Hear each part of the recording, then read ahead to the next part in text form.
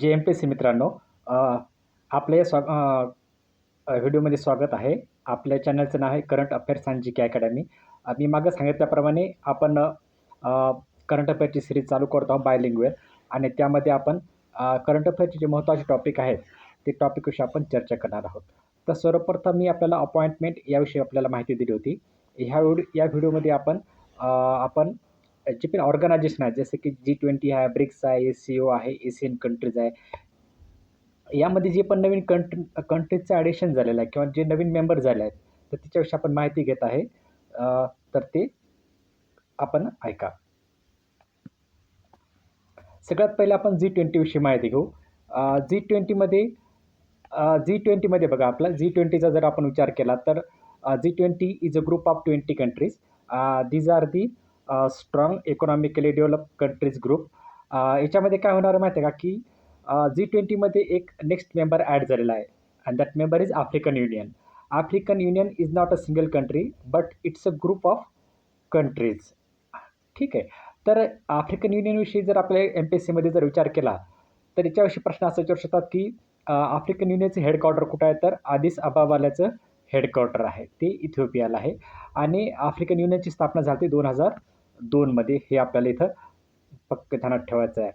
African युनियनमध्ये तिसरा point विचारण्याची शक्यता आहे तो म्हणजे की how many countries are there in African Union. तर 55 members are there in African Union. या मॅपमध्ये खाली एक बघायचं आहे की डार्क ग्रीनचा जो एरिया आहे त्या डार्क ग्रीनचा एरिया आहे हा आफ्रिकन युनियनचा एरिया आहे आणि जो लाईट ग्रीन आहे तो नॉन आफ्रिकन युनियनचा ग्रुप आहे म्हणजे ते सध्या आफ्रिकन युनियनचे मेंबर नाहीत. जसं की फॉर एक्झाम्पल तुम्ही हे बघा मदागास्कर हे थोडंसं वेगळं दिसत आहे and that is also a member of African union. Similarly this is the African horn and this is also a member of the African union. बघा असे पूर्ण जे मेडिटेरियनच्या साईडचे सगळे कंट्रीज आहेत they are also a member of African union. एक बघायचं आपल्याला की जर ही इक्वेटरची ही लाईन आहे इक्वेटरच्या लाईनच्या खालची सगळी कंट्रीज येतं these are the member of the African union. There are 55 members. Okay. तर नेक्स्ट बघू आपण. आता आपण यामध्ये एक गोष्ट विचारात घेतली होती आपण G20 विषयी आपण डिस्कशन करत होतो. तर G20 विषयी मी थोडंसं लवकर तुम्हाला सांगत आहे की G20मध्ये आपण हा मॅपमध्ये बघा एकदा. G20मध्ये काय बघायचं आपल्याला की जो ऑरेंज कलरचा आहे ऑरेंज म्हणजे हा जो कलरचा आहे रेड कलरचा टाईप तर यामध्ये जी कंट्रीज लोकेटेड आहेत that country is a member of G20 countries. ठीक आहे. तर आपल्याला हे पण ध्यानात ठेवायचं आहे की याच्यामध्ये ऑस्ट्रेलिया आहे की ब्राझील आहे, अर्जेंटिना आहे, USA आहे, कॅनडा आहे, रशिया आहे, चायना, इंडिया, सौदी अरेबिया आहे इकडं. त्याच्यानंतर इंडोनेशिया आहे. हा इकडं ब्रिटन्स आहे, इकडे फ्रान्स आहे, जर्मनी आहे, इटली आहे. त्याच्यानंतर असे खूप सारे कंट्रीज याच्यामध्ये याचे मेंबर्स आहेत. हे कंट्रीज तुम्हाला G20मध्ये तुम्हाला ध्यानात ठेवायचं आहे. याच्या संदर्भात आपण नेक्स्ट व्हिडिओ बनवू त्या व्हिडिओमध्ये तुम्हाला मी थोडीशी डिटेल माहिती देईन. ठीक आहे. आता आपल्याला नेक्स्ट कंट्री बघायचं आहे की त्याच्यामध्ये कोणता कंट्रीचं मेंबरशिप घेतली आहे ते म्हणजे मालदोवा. आता मालदोवामध्ये एक गोष्ट ध्यानात ठेवायची आपल्याला. मालदोवा हा कंट्री कुठं आहे तर Moldova is located in the Europe. Moldova is located in Europe and हे बघा this is the Black Sea region and it is very near to the Black Sea region. म्हणजे Moldova is located in Europe and it's a 107 member of the International Solar Alliance. हे आपल्याला ध्यानात ठेवायचं आहे. Okay. तर next बघू आपण. Next बघायचं आपल्याला नॅटो. नॅटो यावेळेस आहे ना या वर्षामध्ये नॅटो म्हणजे खूप जास्त चर्चेचा विषय राहिलेला आहे. तर नॅटोमध्ये आपल्याला सध्या हे बघायचं आहे की नॅटोविषयी काय काय माहिती विचारू शकतात. तर नॅटोची स्थापना विचारू शकतात 1949. नॅटोची माहिती विचारू शकतात की याची स्थापना कधी झाली आहे. फाउंडिंग मेंबर विचारू शकतात.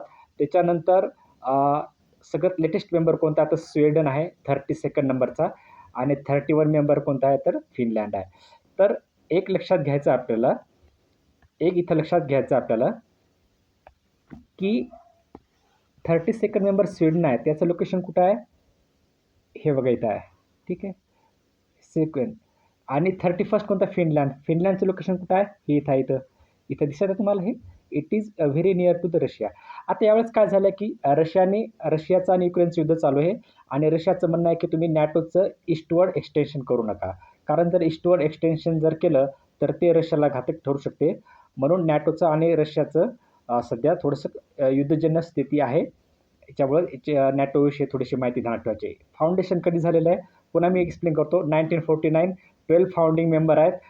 32nd member is Sweden, 31st member is Finland. हे तुम्हाला इतकं ध्यानात ठेवायचं आहे.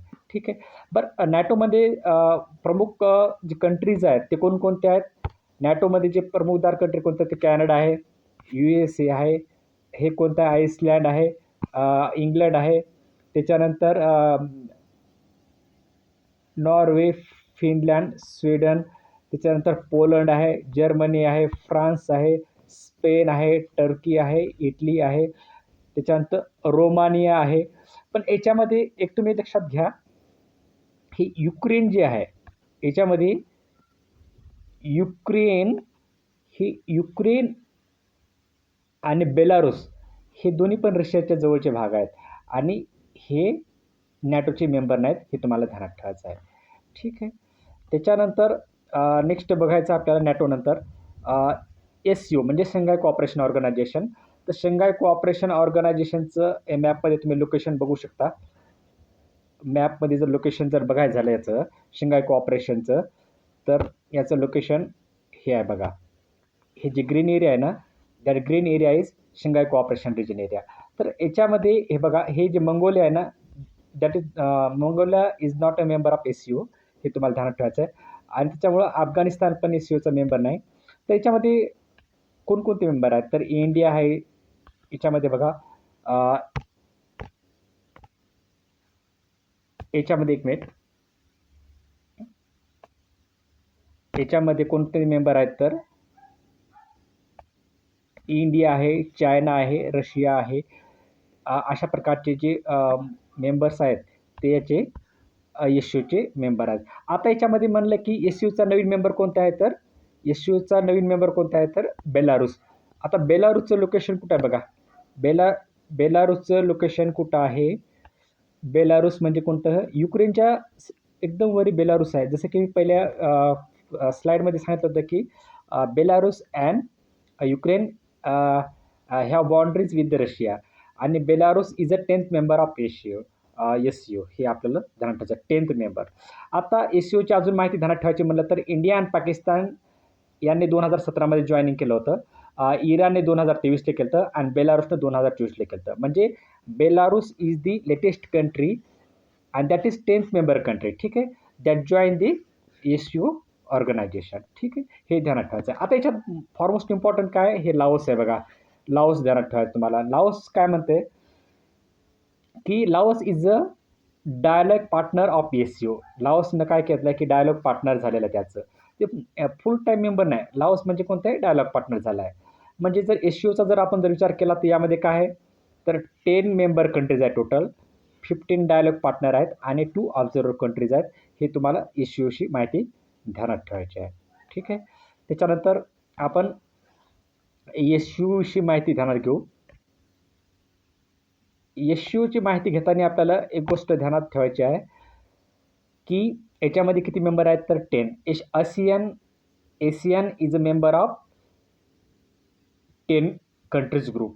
पण आता याच्यामध्ये काय झालं आहे? तिमोर लिस्ते नावाचं याच्यामध्ये कंट्री ॲड झाला आहे. काय झालं आहे? तिमोर लिस्ते नावाचा जो नवीन कंट्रीज आहे तो ॲड झाला आहे and that is the 11th member country of the ASEAN group. आता याच्यामध्ये कोणकोणते आहेत? तर याच्यामध्ये बघा ब्रुनी आहे, त्याच्यानंतर म्यानमार आहे बघा हा, त्याच्यानंतर थायलंड आहे, लाओस आहे, त्याच्यानंतर कंबोडिया आहे, नंतर इंडोनेशिया आहे, मलेशिया आहे, त्याच्यानंतर हे ब्रुनी आहे आणि एक याच्यामध्ये तुम्ही हे लोकेशन ध्यानात ठेवा. हे याच्यामध्ये जो ही जी तुम्हाला दिसत आहे पॅरामेशियमसारखं, त्यानंतर खालचा ब्लू रिजन आहे, that blue region is a part of Indonesia. आणि जो वरचा बघा हा वरचा जो रिजन आहे, वरचा हा पांढरा रिजन आहे. तर हा पांढरा रिजन आहे ना, that region is Timor-Leste and that Timor-Leste becomes the 11th member of the ASEAN. हे तुम्हाला ध्यानात ठेवायचं आहे. ठीक आहे. आता नेक्स्ट बघू आपण. नेक्स्ट बघायचं आपल्याला ब्रिक्स. ब्रिक्सची माहिती घेताना आपल्याला बघायचं आहे की ब्रिक्सचं जे मेन मेंबर कंट्रीज आहेत, ब्रिक्सचे जे मेन मेंबर कंट्रीज आहेत तर कोणकोणते आहेत ते बघायचं आपल्याला. तर बी म्हणजे ब्राझील, आर म्हणजे रशिया, आय म्हणजे इंडिया, सी म्हणजे चायना आणि एस म्हणजे साऊथ आफ्रिका. आता साऊथ आफ्रिका आहे ना, हे 5th नंबर कंट्रीज आहे, म्हणजे ते 5व्या नंबरचं कंट्रीज आहे. ठीक आहे. म्हणजे सगळ्यात पहिले हे 4 होतं, BRIC होतं, नंतर साऊथ आफ्रिका झालेलं आहे. आता हे झालं हे. तर याच्यामध्ये सध्या किती कंट्रीज आहेत ते ब्रिक्समध्ये, तर 10 मेंबर कंट्रीज आहेत. लेटेस्ट कंट्री कोणतं? इंडोनेशिया. इंडोनेशियाचं लोकेशन कुठं आहे बघा, ही इंडोनेशियाचं लोकेशन आहे. तर Indonesia is a 10th member of BRICS. याच्यामध्ये काय ध्यानात ठेवायचं तुम्हाला, की जे 5 मेंबर आहेत ते जे की नवीन ब्रिक्समध्ये ॲड झाले, तर तुम्हाला ते ध्यानात ठेवायचे आहेत. फॉर एक्झाम्पल की जसं की इराण आहे, इजिप्त आहे, इथिओपिया आहे, UAE आहे. हे तुम्हाला कंट्रीज ध्यानात ठेवायचे. म्हणजे कोणतं? इराण, इजिप्त, इथिओपिया आणि UAE हे ध्यानात ठेवायचे. त्याच्यासोबत तुम्हाला काय ध्यानात ठेवायचं? इराण झालं. हे तुम्हाला किती कंट्रीज झाले टोटल? आणि इंडोनेशिया. म्हणजे पुन्हा मी सांगतो तुम्हाला, की एक इंडोनेशिया, एक इराण, इजिप्त, इथिओपिया, UAE हे तुम्हाला इतके 5 कंट्रीज ध्यानात ठेवायचं आहे. जर याच्यावर लोकेशन ध्यानात ठेवा, इंडोनेशिया जर म्हणलं तर हा येणार आहे. त्याच्यानंतर इराण, इराक इथं आले. त्याच्यानंतर इथिओपिया म्हणजे कोणता कंट्री आहे तो? हा इथिओपिया आहे. त्याच्यानंतर इजिप्त जर म्हणलं तर हा इजिप्तचा रिजन आहे. त्याच्यानंतर UAE म्हणलं तर कोणता UAEचा? इथं आपण UAEचा आपण घेतलेला आहे. आता इथं मी पाकिस्तान पण याच्यामध्ये मेन्शन केलेलं आहे. पाकिस्तान मेन्शन केलं आहे, म्हणजे पाकिस्तान ब्रिक्सचं मेंबर झाले का? नाही. तर त्यांनी ब्रिक्सच्या मेंबरसाठी अप्लाय केलं आहे 2023मध्ये. म्हणजे जो नेक्स्ट ब्रिक्सचा जो कंट्री होण्याची शक्यता आहे ती आहे पाकिस्तान. हे तुम्हाला लक्षात ठेवायचं आहे. ठीक आहे. आता ब्रिक्सचं जे आपल्याला फाउंडेशन कधी झालं, त्याचं यावर्षीचं समिट कधी झालं किंवा त्याची स्थापना कधी झाली, फर्स्ट स्टेशन कधी होतं, हे आपल्याला सर्व याच्यानंतरच्या व्हिडिओमध्ये आपल्याला कव्हर करायचं आहे. ठीक आहे. नेक्स्ट आहे आपलं belt and road initiative. Next आहे आपलं बेल्ट अँड रोड इनिशिएटिव्ह, म्हणजे BRI म्हणतो आपण. तर याच्यामध्ये लेटेस्ट कंट्री कोणता आहे? कोलंबिया. तर कोलंबियाचं विचारताना काय म्हणतील ते प्रश्न काय विचारतील बघा. कोलंबियाचा असं विचारू शकता की Colombia is a middle American country. म्हणजे का मिडल म्हणजे काय? तो मिडल कंट्रीज आहे म्हणतील, की अमेरिकेच्या नॉर्थच्या आणि साऊथच्या मधला आहे तो. ठीक आहे. सेंट्रल अमेरिकन कंट्रीज म्हणते त्याला. पण तो सेंट्रल अमेरिकन कंट्री आहे का? नाही. Colombia is located in the South America in the northern region. ठीक आहे. हे तुम्हाला याचं लोकेशन या मॅपवर तुम्हाला हे क्लिअर झालं असेल. या मॅपहून असं ध्यानात ठेवायचं आहे की तुम्हाला कधी विसरलं गेलं नाही पाहिजे. नेक्स्ट इम्पॉर्टंट काय म्हणजे ASEAN म्हणजे ब्रिक्स बँक बघा. ब्रिक्स बँकमध्ये काय झालेलं आहे? ब्रिक्स बँकचं नवीन नाव काय की New Development Bank. New Development बँकची मेंबर कोणता आहे लेटेस्टवाला? 9th member Algeria. अल्जेरियाचं लोकेशन तुम्हाला माहीत आहे. ठीक आहे. अल्जेरियाचं लोकेशन माहिती आहे तुम्हाला आणि इट्स 9th मेंबर कंट्रीज. त्याच्यानंतर आताच इतक्यातच नवीन मेंबर कोण झाले आहेत? तर बांगलादेश आहे, UAE आहे आणि युरुग्वे आहे आणि इजिप्त आहे. कोणकोणते आहेत? Egypt, Bangladesh, UAE, Uruguay. आणि जे मोस्ट इम्पॉर्टंट आपल्याला अल्जेरिया हे तुम्हाला ध्यानात ठेवायचं आहे. Algeria 9th member new Development bank. त्याच्यानंतर आता बघा एशियन डेव्हलपमेंट बँक. त्याच्यानंतर बघायचं आहे Asian development bank and Schengen area बघायचा आपल्याला.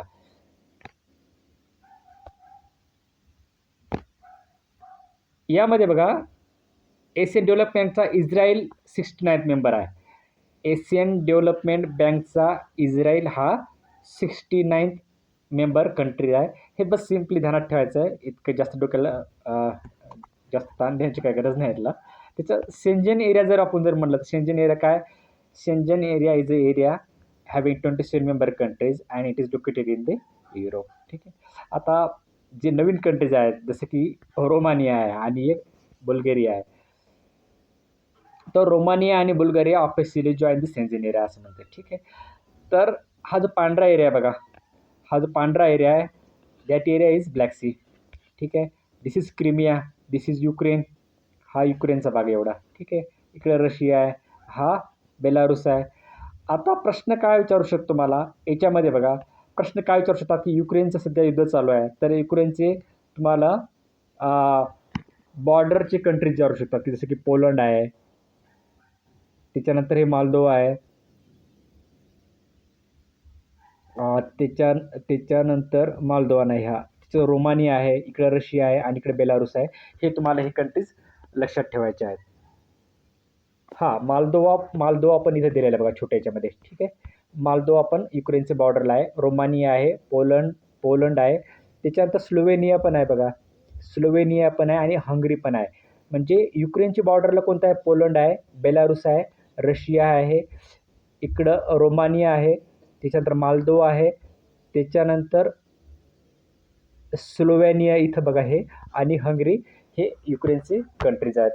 And Ukraine is having border with the Black Sea. हा एरिया जो आहे ना, हा ब्लॅक सीचा एरिया आहे, ठीक आहे.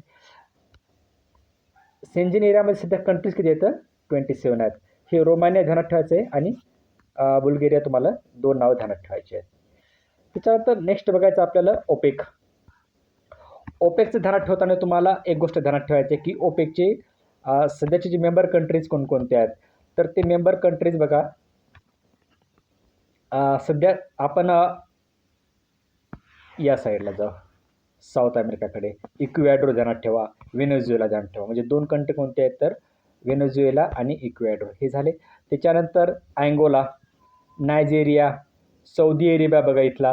त्याच्यानंतर UAE, Qatar, Iran, Kuwait, Iraq, Libya आणि अल्जेरिया. हे कंट्रीज तुम्हाला सगळे माहीत असणार आहेत. फक्त जास्त फोकस केला ना ते हे Saudi Arabia, UAE, Qatar, Iran, Kuwait हे कंट्री तुम्हाला माहीत असतील. पण सहसा करून तुम्हाला जास्त करून प्रॉब्लेम इथे येऊ शकतो इक्वेडोर आणि व्हेनेझुएला. त्याच्यानंतर लिबिया आणि अल्जेरियामध्ये पण तुम्हाला प्रॉब्लेम येऊ शकते, हे ध्यानात ठेवायचं आहे. आणि अँगोलामध्ये पण तुम्हाला थोडासा प्रॉब्लेम येऊ शकतो.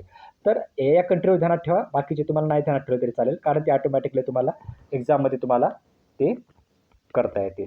आता आपला करंट अफेअरचा टॉपिक कोणता आहे? तर ओपेकमध्ये ब्राझीलनं जॉईन केला आहे. तुम्ही म्हणसाल की ब्राझीलनं ओपेकचा मेंबर झाला आहे का? हां, ओपेकचा मेंबर झाला पण ओपेक प्लसचा मेंबर आहे तो. काय? OPEC plus. इथं बघा प्लसचं साईन आहे, म्हणजे ओपेक प्लसचा मेंबर आहे.